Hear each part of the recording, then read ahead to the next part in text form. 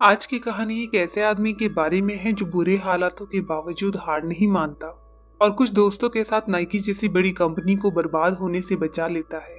आखिर ये कैसे हुआ, जानते हैं आगे की कहानी में। साल 1984 जो दुनिया भर में एक यादगार पलों का साल था। सनी वैकेरो ने नाइकी कंपनी में बास्केटबॉल डिवीजन में एक टैलेंट स्काउट के रूप में काम किया। उसे नई टैलेंटेड खिलाड़ियों को खोजने में परेशानियों का सामना करना पड़ा जो उनके शू प्रोडक्ट की पॉपुलैरिटी में सुधार कर सके। 1984 के दौरान कन्वर्स शू कंपनी का मार्केट शेयर 54% रहा।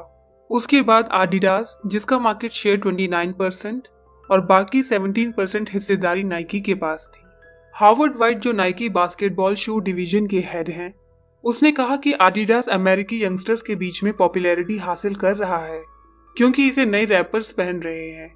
इसके अलावा कन्वर्स ने दो लेजेंड्स मैजिक जॉनसन और लैरी बर्ड की बदौलत पहले ही बास्केटबॉल शूज के रूप में अपनी जगह मार्केट में बना ली है, जिन्होंने कन्वर्स के लिए एम्बेसडर के रूप में काम किया। उन दिनों नाइकी ज्यादातर जॉगिंग शूज बनाने के लिए जानी जाती थी, लेकिन वो इससे ज्यादा पैसा नहीं कमा पा रहे थे क्योंकि यंगस्टर्स को वास्तव में रनिंग शूज में कोई दिलचस्पी नहीं थी, इसलिए कंपनी उनसे प्रॉफिट नहीं कमा सकी। नाइकी के अंदर बास्केटबॉल डिवीजन का प्रॉफिट कमाने के मामले में सबसे कम हिस्सा था। सनी को कंपनी को जस्ट डू इट स्लोगन भी पसंद नहीं था। यहाँ मार्केटिंग डिवीजन के रॉब स्ट्रेसर के साथ एक मीटिंग हुई जिसमें ये डिसाइड किया गया कि उन्हें इस साल किसी नए एनबीए खिलाड़ी को अपना एम्बेसडर बनाने के लिए कहना चाहिए। उनकी पहली पसंद हकीम ओलाजुआन है, जिसे कांटेक्ट करने में एक बड़ी परेशानी है कि वो नाइकी के साथ काम करना नहीं चाहता। उन्होंने अगले खिलाड़ी सैम बॉई पर नजर डाली, लेकिन कन्वर्स ने पहले ही उससे बात कर ली है। तीसरी पसंद माइकल जॉर्डन की गई, जो आडिडास के साथ कॉन्ट्रैक्ट के करीब है। इतने बड़े ब्रांड से नाइकी का मुकाबला करना नामुमकिन सा लग रहा है। इसके अलावा उनकी चौथी पसंद सैम पर्किंस है। टीम के हिसाब से वो तस्वीरों में उतना अच्छा नहीं लगता, इससे उनके पास चुनने के लिए कुछ ही प्लेयर्स रह गए। हालांकि उनमें से कुछ परेशानियां थी जिनके कारण टीम उन्हें चुनने में झिझक रही थी। मीटिंग में कुछ भी डिसाइड नहीं हुआ, इसलिए रॉब ने जाने का फैसला किया और सनी ने उसका पीछा किया। सनी ने सुझाव दिया कि उन्हें माइकल जॉर्डन के साथ जाना चाहिए, लेकिन रॉब श्योर नहीं है क्योंकि जॉर्डन के साथ कॉन्ट्रैक्ट करना बहुत महंगा होगा। नाइकी ने अपने बजट में $250,000 रखे हैं और इस रकम में वो 3 खिलाड़ियों को नाइकी के साथ कॉन्ट्रैक्ट में लाना चाहते हैं। इसके बाद सनी नाइकी के सीईओ फिल नाइट के ऑफिस में जाता है। वो उससे कंपनी बजट पर बात करना चाहता है, लेकिन फिल इससे खुश नहीं है। कंपनी का पिछले साल का प्रॉफिट गिर गया था, इसलिए बोर्ड ने बास्केटबॉल डिवीजन को बंद करने का मन बनाया है क्योंकि इस डिवीजन से कुछ खास मुनाफा नहीं कमा पा रहे हैं।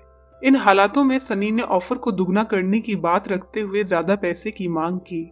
हालांकि फिल ने इसके लिए फौरन मना कर दिया। इस इनकार से सनी खुश नहीं है और उसने कहा कि कंपनी ने रनिंग शूज को बेचकर बहुत पैसा कमाया, इसलिए उन्हें बास्केटबॉल डिवीजन में इन्वेस्ट करने के लिए इतना नेगेटिव नहीं होना चाहिए। फिल ने उसे अपनी बात को समझाया। उसने कहा कि लोग बास्केटबॉल शूज खास तौर पर बास्केटबॉल खेलने के लिए पहनते हैं, जबकि रनिंग शूज अलग अलग ओकेजन्स पर इस्तेमाल किए जा सकते हैं, जिससे वो ज्यादा प्रॉफिटेबल हो जाते हैं। सनी को अभी भी यकीन है कि बास्केटबॉल प्रॉफिटेबल हो सकता है, लेकिन फिल अपनी बात पर बरकरार है। दोनों में फिर से बजट को लेकर बातचीत हुई, पर जल्दी ही वो बात वहीं पर अटक गई। सनी ने हार नहीं मानी और अपनी रिसर्च जारी रखी। उसने देखा कि किस तरह के सामान पर कौन सा ब्रांड एम्बेसडर है। उसने लोगों से होनहार बास्केटबॉल खिलाड़ियों के बारे में उनकी राय पूछी कि वो क्या सोचते हैं। एक शाम सनी अपने घर पर शो देख रहा है। पहला एक टेनिस रैकेट का एडवर्टीजमेंट है जिसका ब्रांड एम्बेसडर आर्थर एश है। कंपनी ने एक ऐसा प्रोडक्ट बनाया जो कस्टमर की जरूरत से मेल खाता है। दूसरा वीडियो माइकल जॉर्डन का नॉर्थ कैरोलिना के लिए इम्पोर्टेंट स्कोर करने का वीडियो है। अचानक सनी पर इस वीडियो का कुछ अलग असर हुआ। इस रिकॉर्डेड वीडियो को देखने के लिए उसने इस सीन को कई बार प्ले किया। अगले दिन वो रॉब के ऑफिस में गया और उसे दिखाया कि उसने क्या देखा है। रॉब को इसमें कुछ अलग और खास नहीं लगा। तब सनी ने अपना एक अलग नजरिया साझा किया। उस खास मौके पर बॉल को एक एक्सपीरियंस खिलाड़ी को नहीं बल्कि 18 साल के माइकल जॉर्डन को दिया गया। सनी को लगता है कि कोच ने 18 साल के खिलाड़ी पर इतना भरोसा किया जबकि उसके पास इतना एक्सपीरियंस भी नहीं है। फिर भी अंतिम घड़ी में जॉर्डन ने उस रोल को बखूबी निभाया। सनी को माइकल जॉर्डन में आने वाले दिनों में एक महान प्लेयर बनने का आभास हो रहा है और वो माइकल जॉर्डन को नाइकी के साथ कॉन्ट्रैक्ट में जोड़ने के लिए और ज्यादा एक्साइटेड हो गया है। सनी माइकल जॉर्डन के साथ डील करने को लेकर श्योर है और उसे बाकी 3 खिलाड़ियों में कोई दिलचस्पी नहीं है, लेकिन रॉब इस बात पर सहमत नहीं है। वो सिर्फ एक खिलाड़ी पर भरोसा कर सारा पैसा उस पर लगाना नहीं चाहता। उसने जोर देकर कहा कि बजट को तीनों खिलाड़ियों पर खर्च किया जाना चाहिए। इसके अलावा अगर नाइकी ने $250,000 की पेशकश की तो आडिडास आसानी से उसकी बराबरी कर सकता है, और अगर वो लोग एक खिलाड़ी पर फोकस करते हैं तो एक एम्बेसडर को पाने का मौका भी खो जाएगा। इसके बाद सनी ने अपना आइडिया हावर्ड वाइट के साथ साझा किया।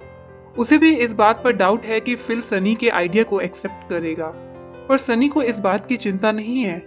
उसका ध्यान इस बात पर फोकस्ड है कि माइकल जॉर्डन से कैसे कांटेक्ट किया जाए और उसे कॉन्ट्रैक्ट में लिया जाए, क्योंकि जॉर्डन ने पहले ही कहा है कि वो आडिडास का फैन है, और यही बात उनके लिए माइकल जॉर्डन के एजेंट से कांटेक्ट करने में बहुत बड़ी चुनौती है। सनी ने माइकल जॉर्डन के एजेंट डेविड को फोन किया और माइकल के साथ एक मीटिंग अरेंज करने की गुजारिश की। डेविड ने गुजारिश को सीधा मना कर दिया। उसने बताया कि माइकल जॉर्डन ने कहा है कि वो नाइकी के किसी भी इंसान से नहीं मिलना चाहता। सनी ने डेविड को याद दिलाया कि आडिडास एक ऐसा ब्रांड है जिसे नाजियों ने शुरू किया था, और सुझाव दिया कि माइकल को एक ऐसे ब्रांड के साथ नहीं जुड़ना चाहिए। इससे डेविड सनी की बातों से भड़क गया और कहा कि माइकल जॉर्डन या तो आडिडास के साथ जुड़ेगा या फिर कन्वर्स के साथ, पर नाइकी के साथ नहीं जुड़ेगा। लीक हुए ऑफर के बारे में पूछे जाने पर डेविड ने खुलासा किया कि आडिडास ने माइकल को लगभग $2 लाख की पेशकश की है। इस बात ने सनी को मुश्किल में डाल दिया, क्योंकि वो जानता है कि एक नए खिलाड़ी के लिए ये बहुत बड़ी रकम है। फिर भी उसने फिल से कहा कि वो इस सौदे को सुरक्षित करने के लिए वो अपने करियर को जोखिम में डालने को तैयार है। सनी ने फिल को नाइकी के शुरुआती स्लोगन की याद दिलाई और रिस्क लेने के लिए कहा, जबकि आडिडास और कन्वर्स अपने ऑफिशियल ऑफर के साथ तैयार हैं, पर नाइकी अभी भी तैयार नहीं है। फिल ऑफिशियल ऑफर देने से पहले माइकल जॉर्डन से मिलना चाहता है, लेकिन डेविड ने उन्हें बताया था कि जॉर्डन सिर्फ उन ब्रांड्स के साथ मीटिंग रिक्वेस्ट को एक्सेप्ट करेगा जिन्होंने ऑफिशियल ऑफर को भेजा है। सनी ने अमेरिकी ओलंपिक टीम के basketball assistant coach George revelling से मिलने का फैसला किया, जो माइकल जॉर्डन का करीबी है। जॉर्ज ने यहाँ बताया कि जॉर्डन ने उसे कहा है कि नाइकी के साथ उसकी शामिल होने में कोई दिलचस्पी नहीं है, क्योंकि कॉन्ट्रैक्ट के हिस्से के रूप में बोनस और उसकी सपनों की कार के वादों के बावजूद उसे नाइकी के जूते अच्छे नहीं लगते। जॉर्डन वास्तव में आडिडास का बहुत बड़ा फैन है।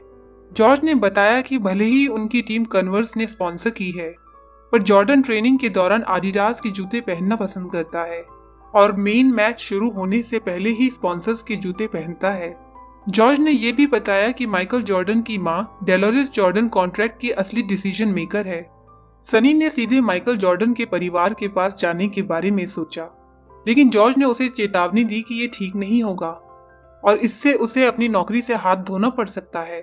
सनी जोखिम को समझता है, लेकिन जॉर्डन के साथ कॉन्ट्रैक्ट करने के लिए वो किसी भी हद तक जाने को तैयार है। उसने हावर्ड वाइट के साथ इस पर बात की और उसे सनी के डिसीजन के साथ हमदर्दी है। हावर्ड को एहसास हुआ कि भले ही उसने सनी को आगे ना बढ़ने के लिए कहा हो, पर सनी नहीं मानेगा और उसे इसके फाइनल रिजल्ट का भी पता है, इसलिए उसने उसे ना रोकने का फैसला किया। सनी माइकल जॉर्डन के घर पहुंच गया और वहां उसके पिता से मुलाकात की। यहाँ उसे महसूस हुआ कि माइकल जॉर्डन की मां डेलोरिस जॉर्डन घर में जरूरी डिसीजन लेती है। हालांकि सनी अब तक माइकल जॉर्डन से नहीं मिला है। डेलोरिस कोई भी कदम आगे उठाने से पहले सनी की बातों से श्योर होना चाहती है। सनी ने अपनी बातों से डेलोरिस को इम्प्रेस करने और समझाने की पूरी कोशिश की। उसने कहा कि अगर माइकल जॉर्डन ने कन्वर्स के साथ कॉन्ट्रैक्ट किया तो वो कंपनी के पहले से ही किए गए और खिलाड़ियों के कॉन्ट्रैक्ट की तरह उनमें से एक होगा। वो उनकी भीड़ में शामिल होगा। अगर उन्होंने आडिडास को चुना तो आडी डेसलर की मृत्यु के कारण कुछ अलग हालात चल रहे हैं और वहां कोई एक डिसीजन मेकर नहीं है। हालांकि अगर माइकल जॉर्डन नाइकी के साथ शामिल होता है तो वो हमारे लिए स्पेशल होगा और हम उसे हमेशा एक स्पेशल की तरह ही ट्रीट करेंगे। सनी की बात को सुनकर वो हैरान है। वहीं बाद में सनी की डेविड से बात हुई, जो उस पर बहुत गुस्सा है क्योंकि वो मना करने के बावजूद भी उनसे मिला। हालांकि उसने सनी को यह भी बताया कि डेलोरिस ने कहा है कि वो उनसे मिलने अगले हफ्ते आएगी। फिल भी सनी के बर्ताव से गुस्सा है। उसे लगता है कि सनी सीईओ की बात को अनदेखा और अनसुना कर आगे बढ़ गया है। अपने गुस्से के बावजूद फिल ने सनी को मीटिंग में आगे बढ़ने की अनुमति दी। फिल अभी भी उसे कोई ऑफिशियल ऑफर देने को तैयार नहीं है। उसने कहा कि वो इस पर विचार करेगा और हो सकता है कि मीटिंग रद्द भी कर दी जाए। फिर भी सनी अपनी बात पर कायम रहा। इसके बाद सनी की मुलाकात रॉब से हुई, जो माइकल जॉर्डन के साथ होने वाली मुलाकात को लेकर एक्साइटेड है। सनी तभी क्रिएटिव रूम में गया और माइकल जॉर्डन को दिखाने के लिए एक प्रोटोटाइप शू बनाने के लिए कहा। उसने माइकल जॉर्डन के करिश्मे और काबिलियत को दर्शाने वाले शूज को डिजाइन करने के लिए कहा, जिसमें डिजाइन को ज्यादा अहमियत दी जाए। डिजाइनर के पास काम पूरा करने के लिए केवल कुछ ही दिन है। माइकल जॉर्डन ने कन्वर्स कंपनी के साथ अपनी पहली मीटिंग की। उन्होंने उसे मैजिक जॉनसन, लैरी बर्ड और जूलियस इरविंग वाले कन्वर्स के एडवर्टीजमेंट दिखाए। डेलोरिस को एहसास होने लगा कि उसका बेटा कंपनी में चौथी पसंद होगा। उसे वहां याद आया कि सनी ने उसे कहा था कि जॉर्डन उनके लिए स्पेशल होगा। वहीं दूसरी तरफ दिखाया जाता है कि पीटर, जो नाइकी का शू डिजाइनर है, उसने जॉर्डन के लिए प्रोटोटाइप डिजाइन तैयार कर लिया है, लेकिन कुछ चीजें उनकी उम्मीदों पर खरी नहीं उतरी। रंग बहुत सादा और ज्यादा सफेद लग रहा है। पीटर ने बताया कि डिजाइन को एनबीए नियमों का पालन करने के हिसाब से बनाया गया है, जिसके लिए खिलाड़ियों के जूते ज्यादातर सफेद होने चाहिए। इस नियम का पालन नहीं करने वाले खिलाड़ियों पर प्रति गेम $5000 का जुर्माना लगाया जाएगा। इसके बाद रॉब ने जूतों को शिकागो बुल्स की टीम के रंगों के जैसा लाल रंग देने का सुझाव दिया और वो माइकल जॉर्डन पर खेल के दौरान लगने वाले किसी भी जुर्माने को कवर करने के लिए सहमत हुए। यह आइडिया सबको पसंद आया और उन्होंने इस पर काम करना शुरू कर दिया। तब पीटर के मन में एक और आइडिया आया। जूतों का नाम एयर रखा जाए। ये नाम किसी दूसरे प्रोडक्ट के लिए रखा जाना था और फिर इसमें माइकल जॉर्डन का नाम जोड़ा जाए, और इस तरह नाइकी के famous basketball shoes air Jordan का जन्म हुआ। टीम ने देर रात तक काम किया और माइकल जॉर्डन से मिलने से पहले अपनी प्रेजेंटेशन पर भी काम किया। पीटर ने फाइनली डिजाइन पूरा कर लिया, एक ऐसा डिजाइन जिसने सभी को चौंका दिया, जो सबको बहुत पसंद आया। अगले दिन माइकल जॉर्डन के पेरेंट्स ने आडिडास के साथ एक मीटिंग की। उन्हें माइकल जॉर्डन के लिए शूज के कई मॉडल दिखाए गए। हालांकि डेलोरिस डिजाइन से खुश नहीं है। मामले को और भी ज्यादा बदतर बनाने के लिए उसने देखा कि आडिडास के पास डिसीजन लेने वाला कोई एक व्यक्ति नहीं है, और ये वैसा ही है जैसा सनी ने पहले कहा था। संडे को नाइकी के ऑफिस में फिल अचानक वहां आ गया और देखा कि उनकी टीम कल होने वाली मीटिंग की तैयारी के लिए बहुत मेहनत कर रही है। फिल ने बिना समय बर्बाद किए नए शूज का नाम पूछा जिस पर वो लोग काम कर रहे हैं।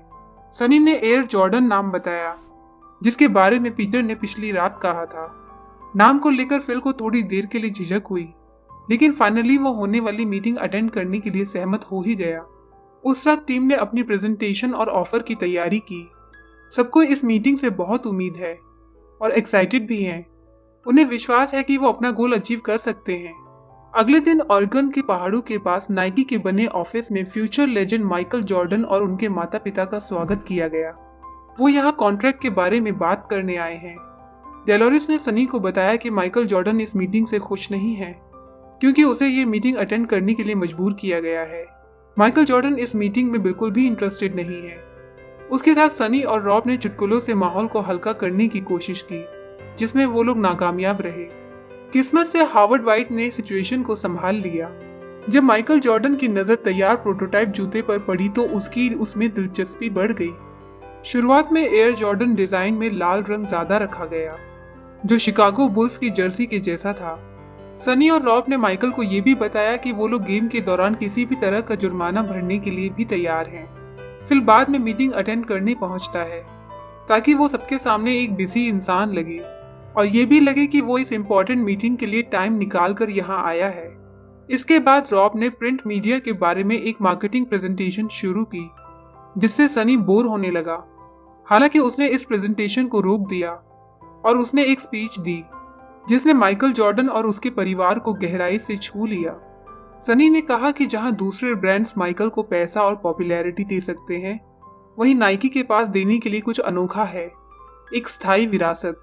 उसने इस बात पर भी जोर दिया कि जूते तब तक जूते ही हैं जब तक कि कोई उन्हें नहीं पहनता, और समय के साथ महान हस्तियां भी फीकी पड़ जाती हैं और लोग उन्हें भूल जाते हैं।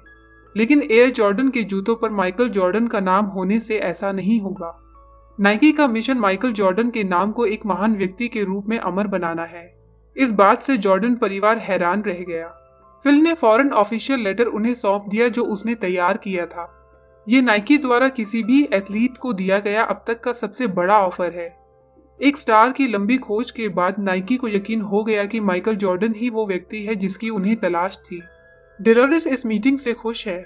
उसने इस कॉन्ट्रैक्ट के बारे में बाद में बात करने को कहा और कहा कि वो लोग उसके जवाब का इंतजार करें।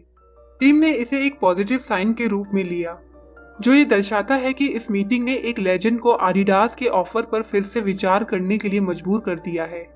अगले कई दिन बहुत तनावपूर्ण थे, क्योंकि सनी और उसकी टीम उत्सुकता से डेलोरिस से अच्छी खबर सुनने का इंतजार कर रही थी।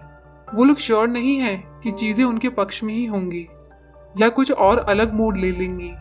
आखिरकार माइकल के पास फोन आया, जो जॉर्डन का नहीं बल्कि हावर्ड वाइट का फोन था, जिसने जॉर्डन के पिता के साथ अच्छा रिलेशन बना लिया है। हावर्ड ने जानकारी लीक की कि आडिडास ने मर्सिडीज कार के साथ नाइकी के ऑफर से मेल खाते हुए अपना नया ऑफर फिर से दिया है। इस खबर ने सनी को निराश कर दिया, क्योंकि उसे पता है कि पैसों की कमी के कारण वो इस ऑफर से ऊपर कुछ नहीं दे सकते।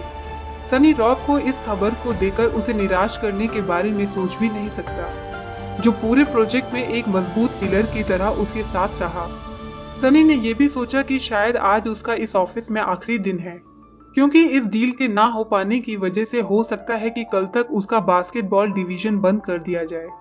पर किस्मत को कुछ और ही मंजूर था। उसके पास अचानक डेलोरिस का कॉल आया।